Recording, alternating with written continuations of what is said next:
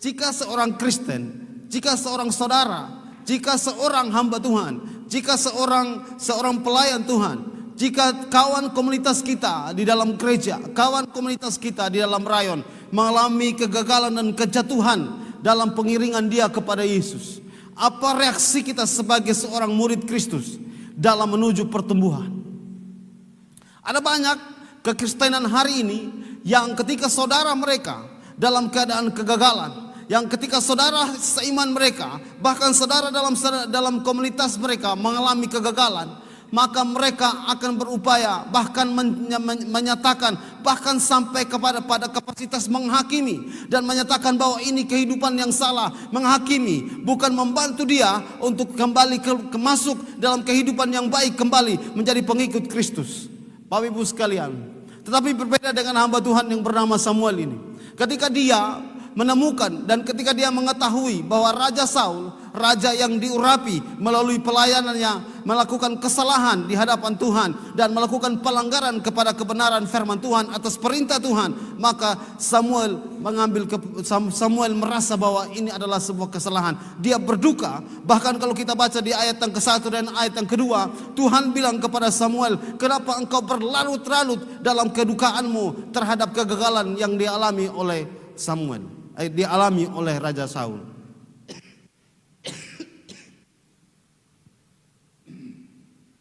Bapak Ibu sekalian, ini bagian pertama yang saya mau bagikan.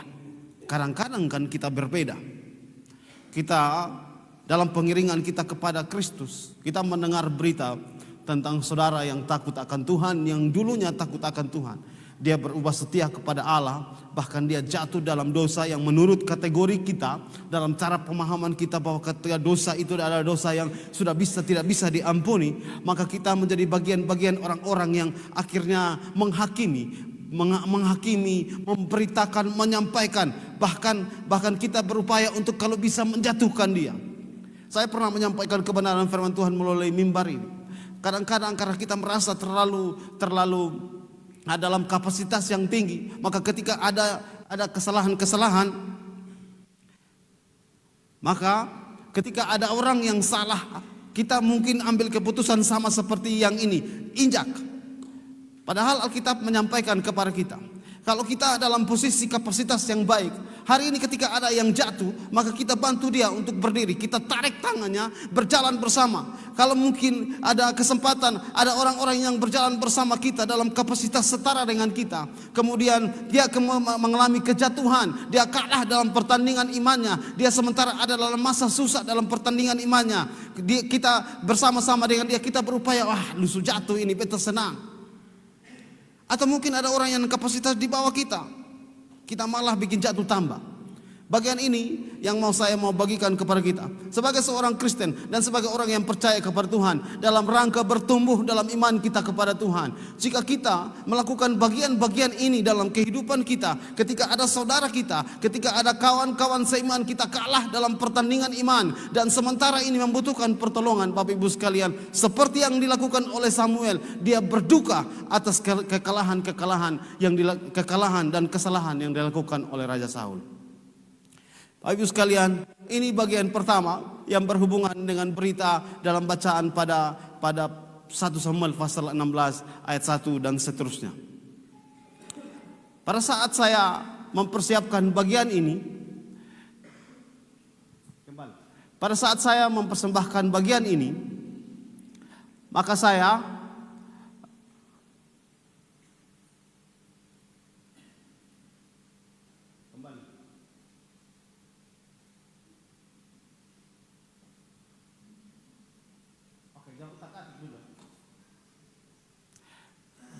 baik.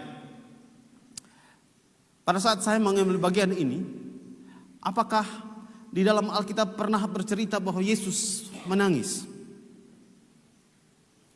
Kita menemukan Yesus menangis dalam cerita tentang Marta dan Maria dan Lazarus meninggal. Yesus menangis atas kedukaan yang diterima oleh Marta dan Maria. Yesus bersedih sampai dia menangis dalam bagian ini. Ada waktu juga di mana Yesus menangis di Yerusalem. Alkitab menceritakan dua bagian penting tentang waktu Yesus bersedih atas apa yang dialami oleh Marta dan Maria, maupun ketika dia mulai masuk di dalam Yerusalem untuk mempersiapkan diri disalib. Yesus menangisi Yerusalem pada saat dia datang, dan kitab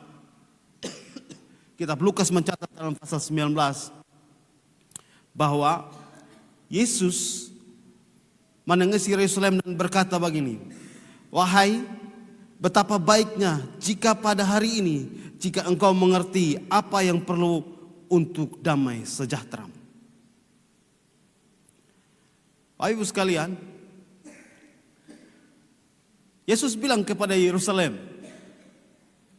seandainya engkau mengerti apa yang dibutuhkan untuk damai sejahteramu, pasti engkau tidak akan mengalami masalah-masalah sulit. Yesus juga menyampaikan pada bagian terakhir dalam ayat yang ke-44, Yesus berkata begini, "Karena engkau tidak mengetahui saat bila mana Allah melawat engkau." Bapak Ibu sekalian, bagian ini saya mau menyampaikan tentang kehidupan kita. Yesus menangis bersama Marta dan Maria. Maka Yesus adalah pribadi yang tahu dan merasakan hal yang sama yang sementara ini kita rasakan dalam kehidupan iman kita. Dalam pengiringan kita kepada Tuhan, Yesus juga merasakan hal yang sama. Hari ini mungkin engkau sakit, hari ini mungkin engkau hilang harapan dalam pengiringan kepada Yesus.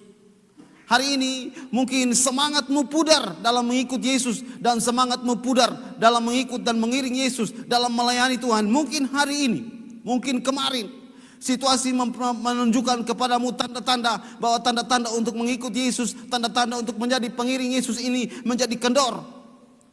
Karena mungkin doa-doa tidak dijawab. Mungkin harapan-harapan yang engkau naikkan kepada Tuhan tidak menjawabnya secara langsung, maka kemudian keraguan terjadi. Hari ini Yesus, firman Tuhan menyampaikan, sama seperti Yesus rasakan kepada Marta dan Maria, Yesus juga merasakan hal yang sama pada Bapak Mama sekalian yang merasakannya. Hari ini kalau kita merasa sakit, Yesus sementara merasakan kesakitanmu, mungkin merasa sendiri. Yesus sementara dalam kesakitanmu engkau merasa sakit sendiri, Yesus juga merasakan bagian ini pada saat engkau merasakan. Bapak Ibu sekalian, bagian yang kedua yang berhubungan dengan tangisan Yesus atas Yerusalem, dari dua tangisan Yesus ini. Yesus bilang kepada Yerusalem, sebenarnya engkau sudah tahu apa yang perlu engkau tahu tentang damai sejahtera, yaitu menerima lawatan Allah ketika Allah datang, tapi engkau sendiri menolak. Bagian ini saya mau menyampaikan, sebenarnya sebagai orang percaya juga, kita juga tahu bagaimana cara saya menerima damai sejahtera, perlu damai sejahtera dalam kehidupan saya. Bagaimana saya bertumbuh menjadi orang percaya di dalam Tuhan, kita juga tahu bagaimana. Tapi kadang-kadang kita juga sama seperti Yerusalem, mengabaikan damai sejahtera. Bahkan kita tidak tahu bagaimana cara Allah melawat kita. Kita berupaya untuk melupakan, membalikkan diri dengan cara Allah melawat kita. Padahal Allah sementara melawat, Allah sementara melakukan kehendak, padahal Allah sementara menggunakan segala cara untuk menemukanmu kembali, membawamu kembali dalam pelukannya. Tapi kadang-kadang juga kita sama seperti orang-orang yang di Yerusalem yang ditangisi Yesus. Bapak Ibu sekalian, dalam Alkitab menyampaikan dalam kitab Yesaya pasal 59 yang berhubungan dengan tangisan Yesus, berhubungan dengan perasaan Allah, yaitu Allah merasa, Allah menyatakan bahwa manusia terpisah dari Allah karena kejahatan. Dalam upaya Allah untuk membangun hubungan kembali dengan manusia, maka Allah menyediakan Yesus. Maka Allah menyatakan kasih-Nya dengan menyediakan Yesus. Seperti kata Yohanes pasal 3 ayat yang ke-16. Dalam upaya untuk Allah memulihkan hubungan dengan orang-orang percaya, dengan manusia, Allah mau supaya manusia tidak jauh dari Allah. maka Allah menyediakan Yesus. Dalam upaya itu, Yesus bukan hanya menangisi, tapi Yesus mengambil tindakan kasih. Masuk sampai ke dalam Yerusalem, masuk sampai ke Taman Getsemani, masuk sampai ditangkap, masuk sampai disiksa, masuk sampai dicambuk, masuk sampai membawa salibnya sendiri menuju Golgota, masuk sampai bagian dia dipakukan di atas kayu salib, sampai dia berkata Eli Eli lama sabatani, sampai dia berkata Eloi Eloi lama sabatani, dalam rangka untuk memulihkan hubungan manusia dengan Tuhan. Bagian ini juga saya menyampaikan, Yesus juga melakukan hal yang sama. Dia terus melakukan hal yang sama untuk mengambil engkau, memungut engkau, mengembalikan engkau pada hubungannya dengan Dia, dengan menyerahkan dirinya di atas kayu salib bagi dirimu. Bapak Ibu sekalian, tetapi Bapak Ibu sekalian, kepada Samuel Tuhan bilang dengan Samuel begini, jangan larut dalam duka cita. Kepada Samuel Tuhan bilang dengan Samuel, memang engkau perlu bersusah, bersedih. Engkau harus ada kasih terhadap kawan-kawan, saudara-saudara yang sementara ini gagal, yang sementara ini kalah, dan sementara ini jatuh dalam pertandingan iman. Memang. Tetapi Tuhan bilang begini kepada Samuel, jangan larut-larut. Bagian ini juga saya mau menyampaikan kepada kita. Jangan larut-larut tenggelam dalam kesalahan. Mungkin hari ini, mungkin kemarin, mungkin beberapa hari kita terlalu larut dalam kesalahan kita. Kemudian kita bumbui kesalahan kita. Kita buat kesalahan kita itu semakin menggebu-gebu dan mengepul dan membuat asap panas di hadapan Tuhan. Mungkin hari ini kita buat, mungkin kemarin kita buat seperti itu. Bagian ini saya mau menyampaikan, jangan lagi kita larut dan tenggelam bagian itu dalam ini, dalam duka cita. Bapak Ibu sekalian, ini hari ini adalah kesempatan bagi kita. Masih diberi kesempatan kepada kita untuk memulihkan hubungan kita dengan Tuhan. Untuk membawa supaya hubungan kita kembali sesuai dengan jalan yang Tuhan tetapkan bagi kita sebagai orang percaya, yaitu punya hubungan dengan Tuhan. Dalam ibadah yang kita lakukan disertai dengan perjamuan, saat kita mengambil roti dan mengambil gelas air anggur, cawan air anggur, kita mau memulihkan hubungan kita dengan Tuhan. Kita berdoa supaya apa yang Allah buat, yaitu Allah tidak mau terpisah antara Allah dengan kita, itu boleh terjadi melalui pengorbanan Yesus di atas kayu salib. Jangan larut dalam kesalahan kita, jangan tenggelam dalam kesalahan kita. Bapak Ibu sekalian, saya mau menyampaikan bagian ini. Kondisi yang kita alami hari ini, ataupun situasi yang hari ini mungkin gagal, atau situasi yang hari ini terlalu membuat kita tidak bisa berkembang, bukan kondisi yang permanen, bukan kondisi yang tetap. Karena itu, seperti yang Tuhan sampaikan kepada Samuel, ambil tabung minyakmu, isilah tabung minyakmu, dan pergilah. Ini bagian yang mau saya bagikan kepada kita. Jangan larut dalam kesalahan-kesalahan kita. Tuhan bilang, Alkitab menyampaikan kepada kita, supaya kita datang kepada Tuhan ketika kita melakukan kesalahan-kesalahan. Karena Ia setia dan adil mengampuni setiap kita. Seperti pujian yang kita nyanyikan tadi. Allah setia dan adil, Dia mengampuni kita. Nah, Tuhan menyampaikan kepada kita untuk ambil keputusan bertobat. Tuhan mengamalkan kepada kita untuk tidak larut dalam kesalahan-kesalahan kita. Kita ambil keputusan untuk bertobat. Karena itu Tuhan bilang begini kepada Samuel, ambil tabung minyak, isi tabung minyakmu, dan pergilah. Bapak Ibu sekalian, Tuhan menyampaikan bahwa salah satu yang harus kita buat ketika kita tenggelam dan larut dalam kesalahan-kesalahan kita, setelah kita datang minta ampun, dan setelah kita merasakan koneksi kita dengan Tuhan, maka kita harus ambil keputusan untuk melayani. Kalau kita tetap tinggal diam, berlarut-larut di dalam kondisi kita, Bapak Ibu sekalian, maka tidak ada pertumbuhan di kehidupan kita. Kita harus mengambil bagian untuk melayani. Ibu sekalian, kita ada wadah pelayanan di tahun ini di Rayon Bena. Saatnya untuk isi tabung kita dengan minyak, dan saatnya kita mengambil keputusan untuk melayani Tuhan. Supaya kita tidak terikat, tidak tenggelam dalam kesalahan-kesalahan kita. Kita bersama-sama, berkomitmen bersama, bersekutu bersama dalam komunitas kita untuk melayani Tuhan. Bapak Ibu sekalian, karena itu dalam bagian ini saya menyebutnya, jangan terlalu larut dalam kesalahan-kesalahan. Isi, ambil tabung, isi minyakmu dan pergilah. Bapak Ibu sekalian, bagian berikut yang saya mau bagikan bagi kita di slide berikut. Ya. Jangan berhenti melayani atau bekerja. Ibu sekalian,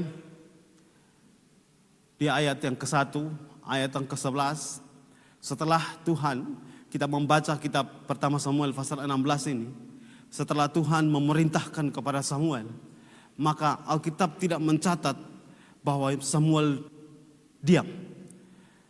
Samuel mengambil keputusan untuk mengambil tabung minyaknya. Lalu kemudian Samuel mengisi minyaknya. Kemudian Samuel pergi untuk melaksanakan perintah Tuhan. Bagian ini yang mau saya bagikan bagi kita.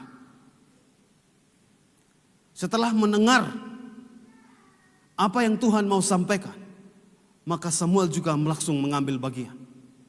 Saya memberi judul jangan berhenti melayani. Jangan berhenti bekerja. Jangan berhenti dalam posisimu hari ini. Jangan berhenti. Ambil keputusan untuk melakukannya terus menerus. Seperti di gereja Mawar Saron yang telah saya sampaikan tadi. Mungkin kita berhenti. Mungkin kita terlalu banyak rutinitas.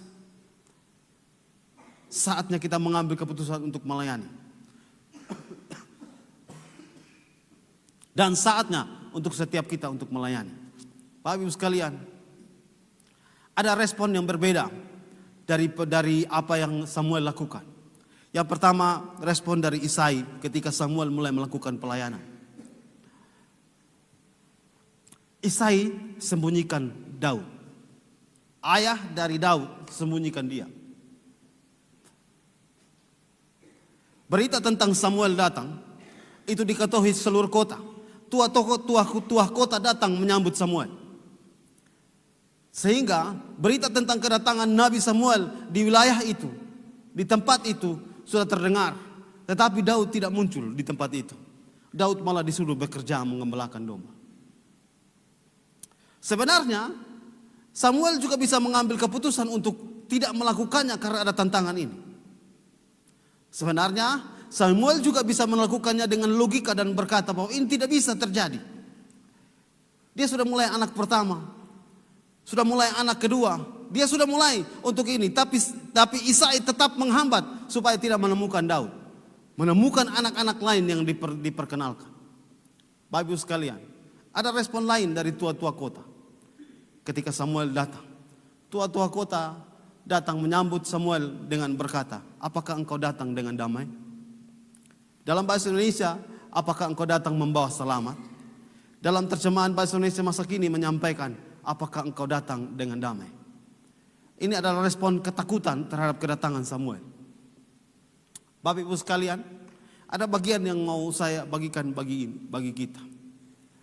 Pertanyaan penting juga untuk kita sebagai orang percaya. Apakah saat saya ada dalam satu komunitas, saya muncul, itu kelihatan kita membawa damai itu ketika kita menakutkan?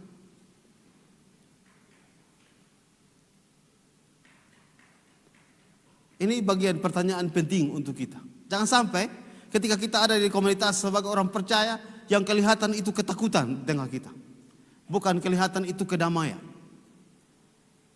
Orang tua-tua jemaat, tua-tua dari bangsa Israel yang ada di wilayah di mana Isai tinggal, ketakutan ketika kedatangan Samuel. Kalau kita mencari lebih dalam, maka kata ini, kata yang digunakan, apakah engkau membawa selamat, datang membawa selamat, digunakan kata salom. Apakah engkau datang membawa salom? Dan Samuel menjawab bahwa saya datang untuk mempersembahkan korban kepada Tuhan. Bapak Ibu sekalian, dalam pengeringan kepada Tuhan, dalam upaya untuk terjadi hubungan koneksi terus menerus dengan Tuhan, yang seperti yang Tuhan lakukan dengan menyediakan Yesus bagi kita, pasti ada respon. Dan kita menemukan respon dari Isai. Isai sembunyikan Daud. Isai kirim Daud pergi bekerja supaya dia tidak muncul. Saya mendengar khotbah yang disampaikan dari putaran di Radio Mercy oleh seorang hamba Tuhan dan dari Amerika dan diterjemahkan, berkata begini, bahwa Alkitab tidak mencatat nama dari ibu dari Daud. Karena kemungkinan besar Daud itu anak yang tidak dianggap dalam rumah. Dia anak dari istri yang tidak penting dan tidak perlu dicatat. Sehingga ketika Samuel datang, maka anak yang tidak penting dari ibu yang tidak penting ini tidak perlu ada dalam pertemuan. Bapak Ibu sekalian, Allah ini bekerja dengan cara yang paling unik. Pada saat semua orang pinggirkan, pada saat orang-orang sembunyikan, Allah selalu memilih orang-orang seperti itu. Tapi orang-orang itu harus punya koneksi dengan Tuhan. Bapak Ibu sekalian, dalam pengeringan kita kepada Yesus, ada tantangan, ada ujian. Dan apakah kita mengambil keputusan untuk berhenti, atau sama seperti yang dilakukan oleh Samuel, dia tetap melakukan pelayanan dan tetap bekerja. Bagian berikut yang saya mau bagikan bagi kita.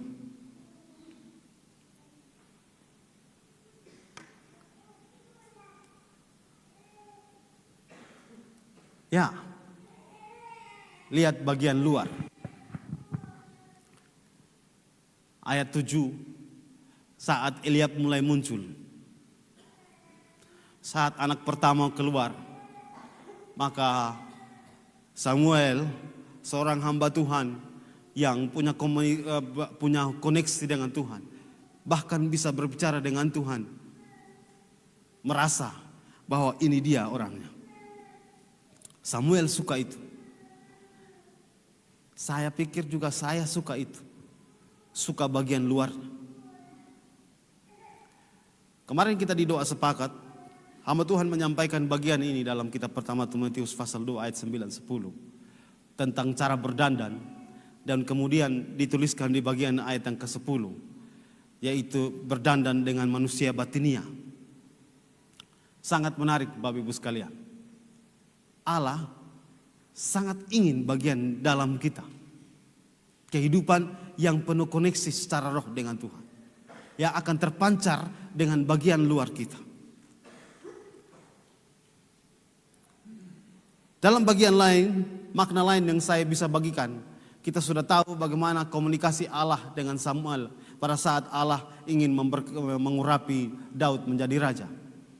Tapi ada bagian lain yang saya bisa mau bagikan yang berhubungan dengan kita di bagian ini. Ketika kondisi kehidupan kita ada terjadi sesuatu, maka marilah kita tidak hanya melihat bagian luarnya. Marilah kita untuk melihat lebih dalam, teliti lebih dalam, menilik lebih dalam, menggalinya, memahaminya, lakukan evaluasi terhadap kondisi apa yang terjadi. Kemudian bangun hubungan dengan Tuhan dan bertanya, apa yang terjadi dalam kehidupan saya? Apa yang sementara? Jangan hanya lihat bagian luar, tilik lebih dalam, masuk lebih dalam, apa yang sementara terjadi. Bapak Ibu sekalian, di bagian ibadah kita hari ini, saya menyampaikan juga, tilik hati kita, masuk lebih dalam koneksi kita dengan Tuhan. Apakah saya sudah mengambil keputusan bertumbuh? Sepanjang tahun 2023, kita sudah masuk, kita telah lewati 7 bulan sebagai orang percaya. Saya menetapkan indikator-indikator supaya kita kelihatan bertumbuh. Saya menetapkannya dengan membaca kitab Kejadian, mulai dari persembahan dari Abraham dipanggil sampai persembahkan Ishak di Gunung Moria, sampai kepada Yusuf dan sampai pada kitab Keluaran. Saya mau mengajak Bapak Mama sekalian, ada indikator yang saya bangun dalam pertumbuhan kita. Mungkin Bapak Mama punya indikator yang berbeda. Saya soalnya bisa baca Alkitab begitu Bapak, saya harus baca Alkitab begini-begini. Silahkan. Tapi bagian ini saya mau berhubungan dengan pertumbuhan.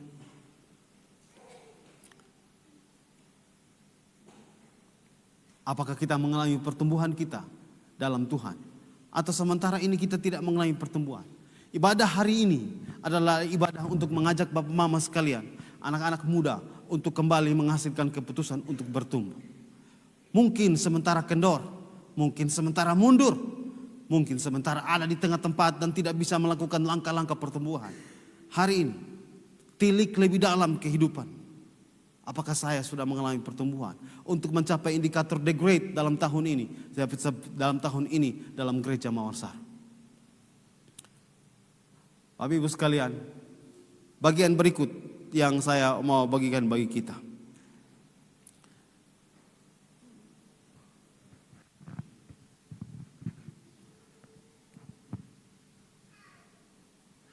Ragu-ragu, saya memberi judul. Kalau dalam kehidupan saya memang seorang peragu dalam pengambil keputusan. Ragu ini, ragu itu. Bahkan karena situasi kondisi, saya juga mengambil keputusan yang ragu-ragu. Bapak Mama sekalian, saya melepaskan keputusan ragu-ragu dengan mengizinkan kita menyampaikan kepada kita untuk KKR di wilayah di Rayon Bena. Kira-kira sekitar 16 gereja, 14 gereja yang akan bergabung dengan kita dalam ibadah itu. Karena bagian ini tidak ada kata ragu-ragu dari Samuel ketika dia mendengar perintah Tuhan. Tidak ada. Setelah ibadah ini Bapak mau boleh pulang dan membaca seluruh bagian ini ayat 1 sampai ayat yang ke-13. Tidak ada kata ragu-ragu dalam pengambilan keputusan yang dilakukan oleh Samuel. Walaupun kondisinya Isai menantang, walaupun kondisinya tua-tua jemaat menantang, tua-tua kota menantang, walaupun dalam kondisinya Raja Saul dengan kekuasaannya siap menantang Samuel untuk melakukan pengurapan terhadap Daud. Walaupun kondisinya seperti itu, tapi tidak ada ragu-ragu. Bagian ini juga saya mau menyampaikan tentang apa yang mau kita lakukan tanggal 22 dan 23. Walaupun kapasitas kondisi membuat saya berpikir untuk tidak maju. Hari ini saya mengambil keputusan. Minggu lalu saya mengambil keputusan. Dalam rapat kemarin minggu lalu ketika kelihatan saya sedikit tegas. Karena dalam bagian ini saya menyampaikan. Saya sementara mengontrol diri saya untuk tidak ragu-ragu. Untuk melakukan pelayan. Saya menghitung kemampuan keuangan, kita tidak bisa. Tapi saya mengambil keputusan untuk tetap maju. Dan ini saya maju dengan kekuatan full dalam iman. Bapak Mama sekalian, kalau Ketua Rayon menyampaikan lebih dari 16 gereja yang akan bergabung Ketua Rayon di wilayah sana, saya berpikir dalam 2 hari ini kita akan banyak hal yang perlu kita lakukan. Dan bagian ini saya menyampaikan, saya membutuhkan Bapak Mama, kakak adik semua untuk bergerak bersama dalam pelayanan ini. Apakah Samuel ragu-ragu mendengar konfirmasi dari Tuhan? Alkitab tidak menyebutkan bagian itu. Saya mau menyampaikan juga, apakah kita, apa respon kita saat ada konfirmasi dari Tuhan tentang kehidupan kita? Konfirmasi berhubungan dengan peneguhan, Mungkin peneguhan itu terjadi dalam pemberitaan firman Tuhan di hari Minggu. Mungkin juga peneguhan Tuhan terjadi dalam pemberitaan firman Tuhan di ibadah-ibadah rayon. Atau mungkin juga terjadi dalam pembacaan firman, terjadi dalam saat Bapak Ibu semua membaca buku, membaca buku dalam bentuk PDF mungkin, atau dalam menonton khotbah-khotbah. Bagaimana respon kita? Atau dia hanya masuk dalam pemahaman untuk memasuki dalam panca indera kita, dalam alam pikir kita, lalu kita hentikan dia untuk tidak maju dalam pelaksanaan firman.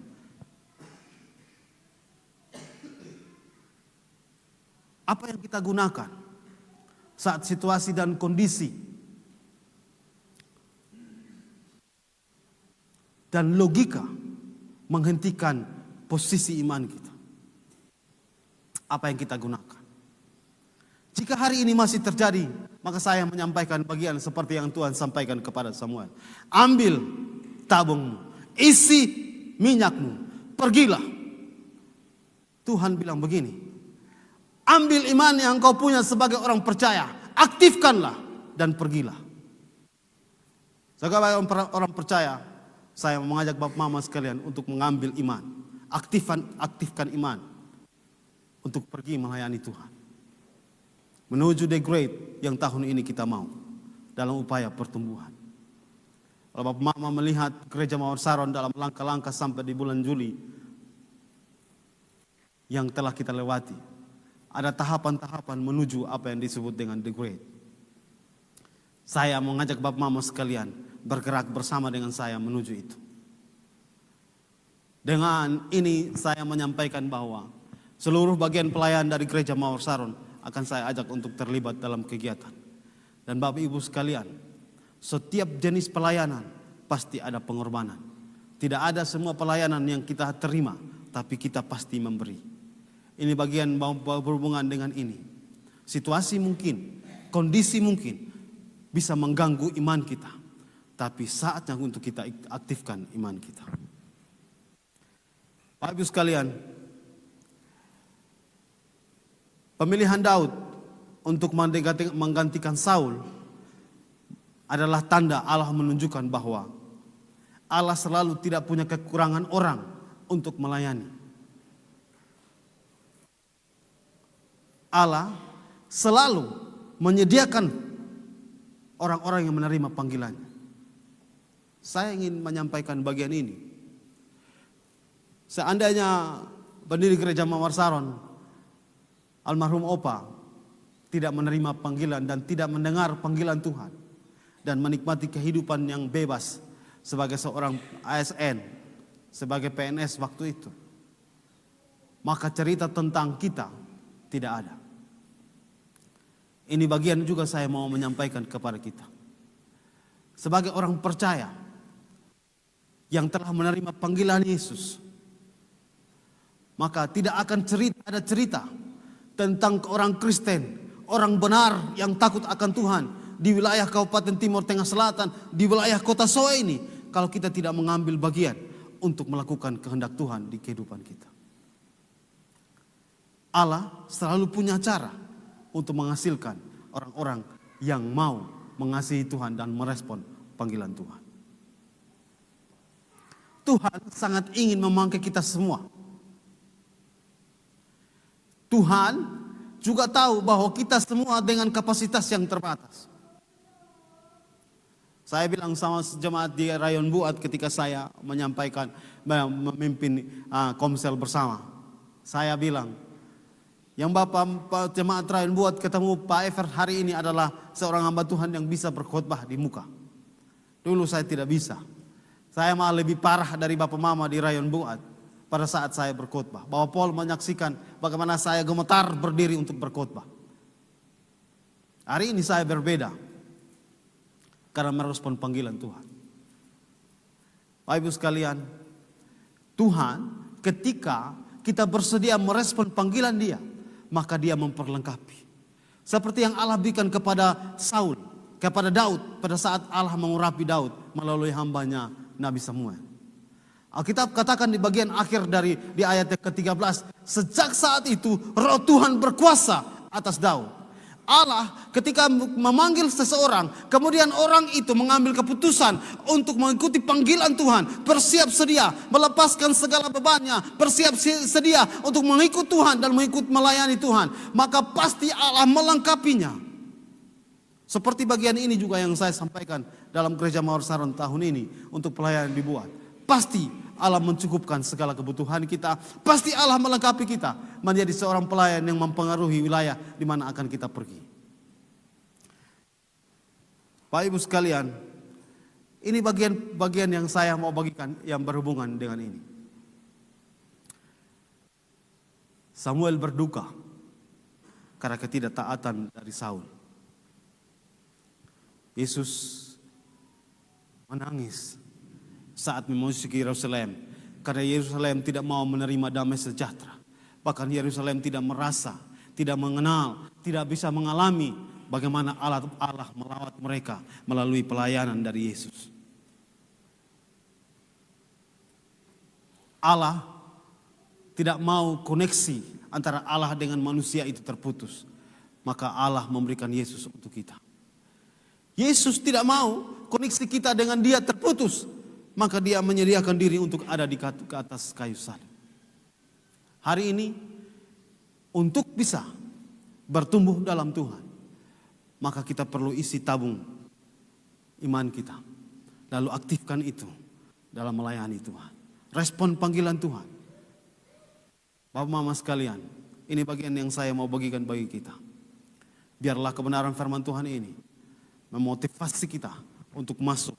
Dengan dasar ini kita masuk dalam masuk dalam bulan Agustus 2023 ini. Kita akan sedikit lagi masuk dalam perayaan ulang tahun Gereja Mawar Saron. Saya mengajak Bapak Mama sekalian untuk isi tabung iman kita. Taruh minyak pengurapan Allah di kehidupan kita. Aktifkan iman kita, bergerak bersama untuk kemuliaan dan kebesaran nama Tuhan dalam pelayanan kita di Gereja Mawar Saron. Amin. Untuk kebenaran firman Tuhan.